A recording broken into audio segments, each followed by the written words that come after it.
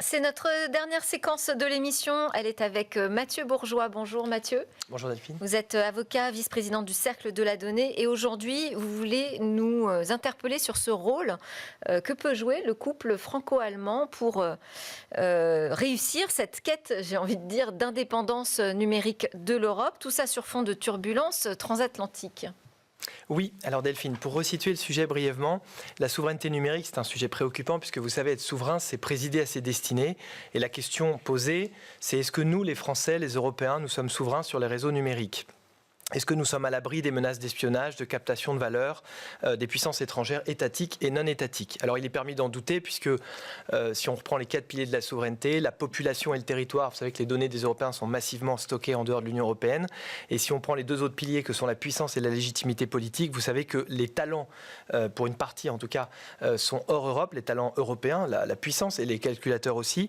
Et la légitimité, vous savez qu'on est envahi de cookies, de CGU, de lois extraterritoriales qui s'appliquent en Europe. Donc ça a des conséquences, tout ça, notamment une que vous connaissez bien, qui est la manipulation et l'ingérence dans l'espace informationnel avec les phénomènes de fake news et de réseaux sociaux, et puis aussi une certaine dépendance économique à l'égard des plateformes extra-européennes.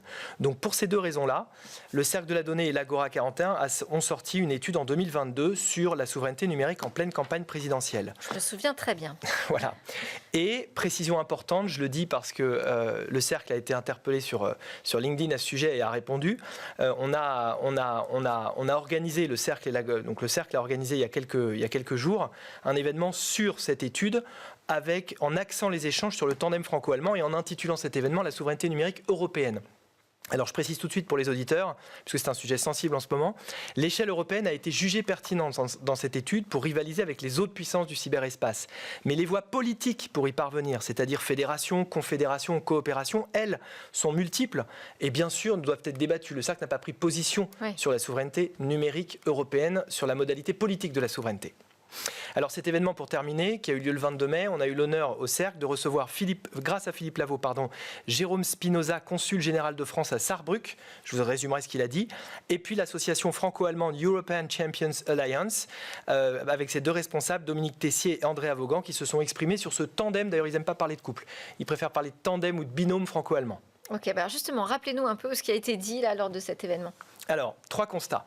Premièrement, un déficit historique de souveraineté numérique qui a été exposé par les 3 intervenants pour premièrement une raison de sous-estimation du sujet dans les années 80-90. Les Européens ont mis un peu plus de temps que les autres à réaliser que les données avaient une valeur stratégique. Vous savez, au Cercle, on pense que les données sont le reflet des biens et des personnes. Je pense qu'en Europe, on a mis un peu de temps à réaliser ça.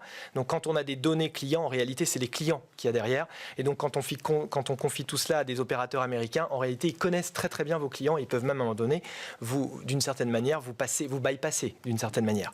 Deuxième élément de ce premier constat, c'est les racines de cette panne était culturel, économique et institutionnel. Culturel, je viens d'en parler, ce retard. Économique, en fait, il y a un phénomène d'accoutumance et d'acceptation, de résignation, en fait, de se dire, ils ont tellement d'avance, il y a une telle masse, ils font 190 milliards d'euros de chiffre d'affaires pour Google, par exemple, pour le groupe Google, que nous, les Européens, économiquement, on ne fait pas le poids. Et donc, il y a une forme de résignation qu'il faut peut-être inverser. Et puis institutionnel, parce que ce qui est vrai, et ça a été dit, c'est que l'Europe est malheureusement pas très efficace dans sa gouvernance. Et donc, ce qui sort, notamment les textes, sont plutôt des entraves que des facilitations et sont parfois très inintelligibles. Le deuxième constat, ça a été la nécessité d'un réveil stratégique. Et le troisième constat, ça a été le rôle structurant du tandem franco-allemand, avec quelques exemples donnés par le consul général de France, notamment la collaboration entre des universités françaises et allemandes, par exemple à Munich, et aussi le développement d'un cloud souverain, par exemple par le groupe Schwarz. Alors, quelles sont les suites que le Cercle pourrait donner à cet événement et à ces prises de parole pour favoriser justement ces rencontres franco-allemandes, faire émerger éventuellement des liens, des partenariats qui vont dans le sens de cette indépendance numérique européenne qui s'appuierait sur donc ce noyau franco-allemand? Alors, 2 idées. Premièrement, on est en train d'en discuter au Cercle avec l'association European Champions. Donc, premièrement, intégrer dans les groupes de travail du Cercle des personnalités du monde franco-allemand. Par exemple, il y a un groupe de travail qui est dirigé par Mathieu Gras un des cofondateurs du cercle, qui est commissaire aux comptes et qui a un passé dans la data et dans la science de la donnée. Eh bien, ce groupe travaille sur les professions réglementées. Il est question d'intégrer des gens de l'univers franco-allemand dans ce groupe. En tout cas, on en discute et on en a parlé avec eux. Ils sont très ouverts. Deuxième idée, renouveler la tenue d'événements comme celui du 22 mai sur des sujets de coopération européenne numérique. Ça, on en a parlé et ça peut être effectivement très important, très, très, très fructueux qu'on ait des moments comme ça où on se rend compte. Parce que finalement, ce qu'on a réalisé pendant cet événement, c'est que les personnalités du monde qui connaissent bien l'économie allemande connaissent assez mal en fait le milieu de la tech française et réciproquement. Et finalement, plutôt que de travailler outre-Atlantique et à l'excès, peut-être qu'on pourrait travailler à l'outre-Rhin, c'est quand même des voisins plus proches et on aurait beaucoup à y gagner. Merci beaucoup Mathieu Bourgeois. Je rappelle que vous êtes avocat et le vice-président du Cercle de la Donnée. Merci pour vos éclairages très réguliers dans cette émission Smart Tech. Merci à vous de nous suivre sur la chaîne Be Smart for Change. Je vous dis à très bientôt. Excellente journée à tous.